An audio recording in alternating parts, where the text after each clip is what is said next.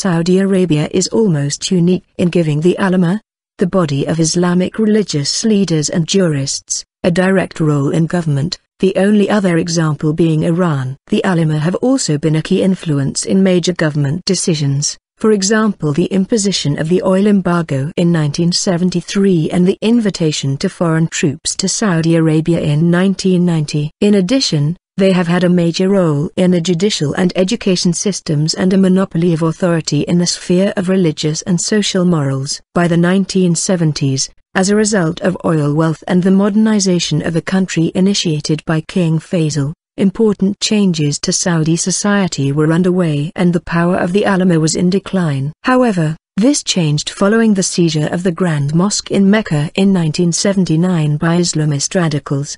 The government's response to the crisis included strengthening the ulema's powers and increasing their financial support. In particular, they were given greater control over the education system and allowed to enforce stricter observance of Wahhabi rules of moral and social behavior. Since his accession to the throne in 2005, King Abdullah has taken steps to reduce the powers of the ulema, for instance transferring control over girls' education to the Ministry of Education. The ulema have historically been led by the Al-Ash Sheikh, the country's leading religious family. The Al-Ash Sheikh are the descendants of Muhammad ibn Abd al-Wahhab, the 18th century founder of the Wahhabi form of Sunni Islam which is today dominant in Saudi Arabia. The family is second in prestige only to the Al Saud, the royal family, with whom they formed a mutual support pact and power-sharing arrangement nearly 300 years ago. The pact, which persists to this day, is based on the Al Saud maintaining the Al-Ash Sheikh's authority in religious matters and upholding and propagating Wahhabi doctrine. In return,